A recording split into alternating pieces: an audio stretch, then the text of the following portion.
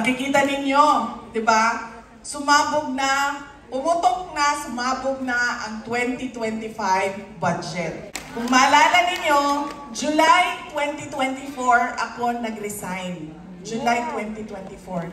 Dahil yan din yung simula ng budget. Noong 2023, sinabi ko sa inyo, noong 2022, nagka-problema na kami sa DepEd budget. Dahil gusto nga nila kunin yung school building fund. Milyon-milyon kasi yan. Noong first year, hindi nila nakuha. Kasi nagawa namin ang paraan. Sinabi namin, may department order kami. Kung ang congressman gusto na ng school building, kailangan masunod niya yung mga requirements. Hindi ito pwede na sinabi ng congressman, ibibigay ang pera. Nung susunod na taon, nakaisip na sila, aba, unahan natin si Inday Sara. Paghati-hatian natin ang school building, nakakuha ka, wala. Buti wala. Paghati-hatian natin ang school building program. Ilista natin kung anong mga distrito i-attach natin sa budget ng DepEd. Pagdating namin sa Senado, tinanong kami ng mga senador, sa inyo ba yung listahan? Sabi namin hindi. So umasa kami na pagdating sa BICAM ay maaayos yung budget ng DepEd. Pero walang nangyari. Nandun pa rin ang listahan. Doon ko na nalaman na walang BICAM na nangyari. Sila-sila na lang yung naglilista ng project. Sila-sila na lang din yung nag-approve ng project. July 2024, nandun na ako sa punto na inaatake ako ni Lisa Marcos. Nagpa-interview siya. Naatake nila.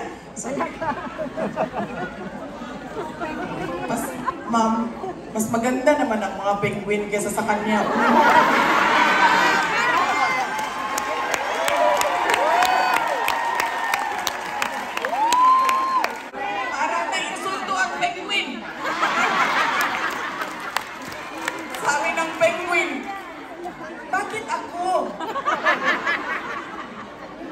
Bakit ako tapos sumingin ng penguin sa salamin? Hindi eh. Hindi talaga. Mas pangit siya kaysa sa akin.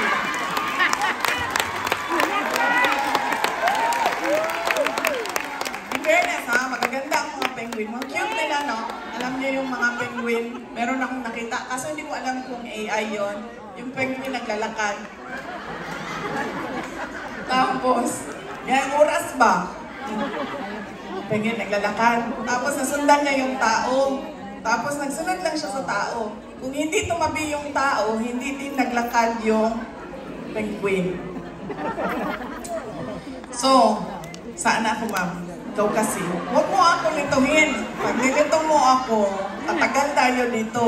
Tatagal ang picture nila. Sinasabutahin mo yung kasama mo sa likod. Oh, yan. Oh, so, nag-interview siya, di ba? Sinasabi niya, she crossed the line.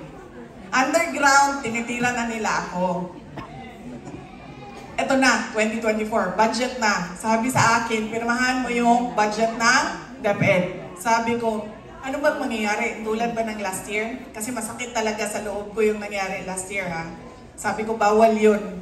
Pero, tinuloy-tuloy para lang hindi maaberya ang budget ng DepEd.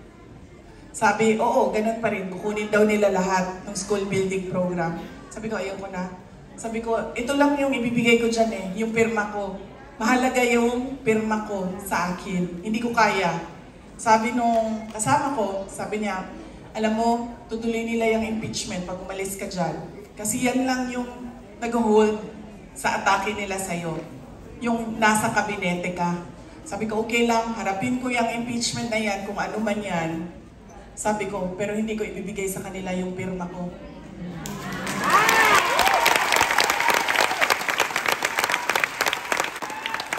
So, sumabog na ang 2025 budget.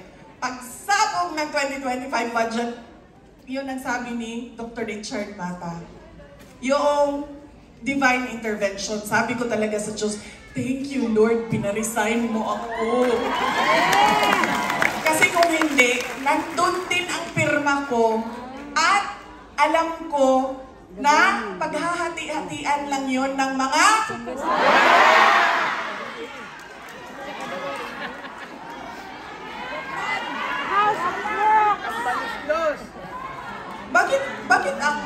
bakit ang magnanakaw tinatawag na kasi buaya. Matakaw sa pera! Sunggap. Pala yun. Sabi ng buhaya,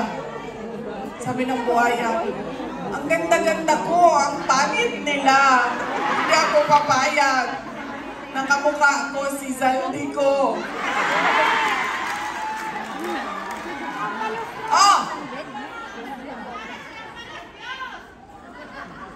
Noong pinapahirapan nila aming opisina kasi nag-fishing expedition sila ng ebidensya para may kasong kuno sila, kinulong-kulong nila yung mga kasama namin sa detention unit ng House of Representatives. Ngayon, anong nangyari kay Zaldi ko? Nandun sa Amerika, kumakain ng American burger. Sabi ko nga, nagawa nila na sumali sa kidnapping sa Turkey ng mga batang Pilipino. Correct! Nagawa nila na kidnapin si dating Pangulong Rodrigo Duterte. Correct! Hindi nila magawang kunin at kidnapin si Zaldi ko pabalik ng Pilipinas. Ano lang nagawa nila? I-cancel ang travel authority. Hanggang dun lang. Tama ba yun? Bilyon-bilyon ang kailangan ko sagutin, tapos ang gagawin mo lang i-cancel ang travel authority. Diba? Napakadali nun. I-cancel mo. Di aalis akong congressman. Nandito pa rin ako. Pwede ba habulin mo? Oo. Habulin! Tropa. Sabi niya kanina, ibalik ang pera ng PhilHealth. PhilHealth! So ngayon, inaamin mo na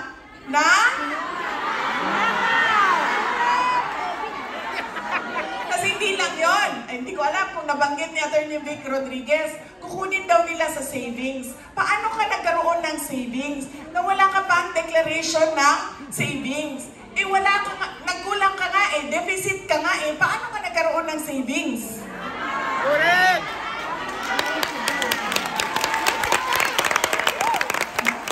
Non-stop ang pambubudol at sobrang kapal ng mukha na parang hindi na nahihiya na pinupudol yung mga Pilipino. Sinulat ko ito na mga 2.5 weeks. Hindi siya umabot sa birthday. Kasi sinulat ko pa siya na ulit-ulit pa hanggang nabuo siya ng maayos.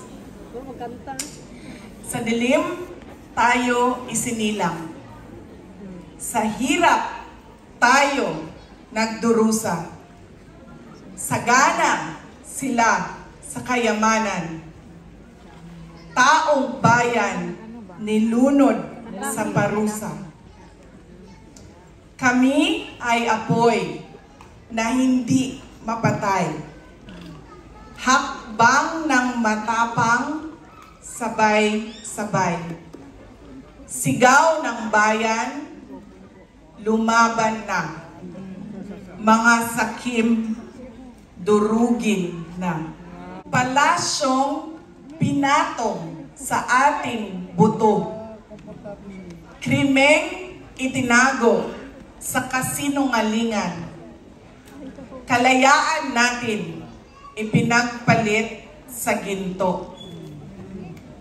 Kami ay apoy na hindi mapatay. Hakbang ng matapang, sabay-sabay. Sigaw ng bayan, lumaban na. Mga sakim, durugin na.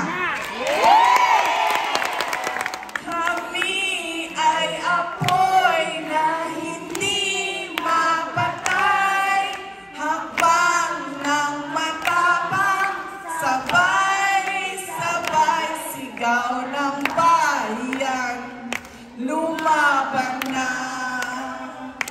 Mga sakim, durugin na. Taas noo, humahakbang, huwag yumuko kailanman. Taas noo, humahakbang, huwag yumuko kailanman. Taas noo, humahakbang, huwag yumuko kailanman.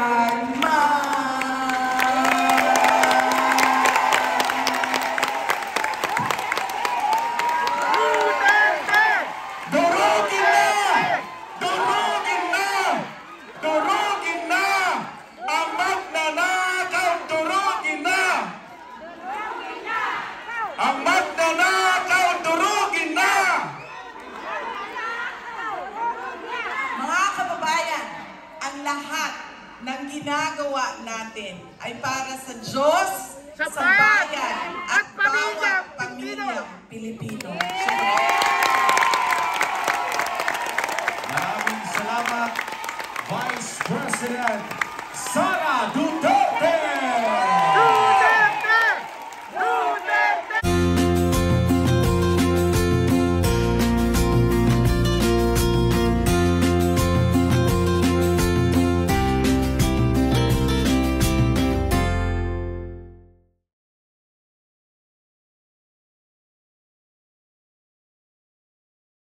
Hindi na kami! Yeah, Ayan, bye-bye. bye-bye! Kami nagawa ng katingnan mo yung Oh, Ganda ayan, ng video. oh, diba? Oh, yay! Yan ang Tokyo! Let's go!